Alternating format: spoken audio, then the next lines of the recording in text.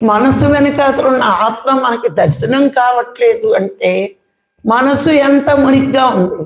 ఆ మురికిగా ఉన్న మనసును క్లిస్టల్గా, ఆ క్రిస్టల్ ఎంత క్లియర్గా ఉందో అంత క్లియర్గా మనసును తయారు చెయ్యాలి. అంత క్లియర్గా తయారు చేయాలంటే ఈ మురికిలు అన్నీ వేసుకోకూడదు, చెత్తని పోగేసుకోకూడదు. గంటలు గంటలు కూర్చుంటే మురికి పోదు, గంటలు గంటలు కూర్చోడు కాదు, వేసుకోపోతేనే మరీ మంచిది కదా. మౌనంగా ఉన్నాం అనుకోండి, ఏ గొడవ లేదు. అప్పుడు ఏమవుతుందంటే వాళ్ళు 2 మాటలు చెప్పి మన దగ్గర సమాధానం లేకపోతే వెళ్ళిపోతారు. ఇక ఇది ఎన్ని చెప్పినా మాట్లాడట్లేదు. అందుకే మునులు మౌనంగా ఉంటారు. ఎవడో వచ్చి చెత్త ఇడరి ఇంకేడికి చెప్పిన లాభం లేదు అంటూ ఉంటాడు. అందుకే ఇన్ని శుద్ధులు ఉంటేనే సాధన చక్కగా కుదురుతుంది.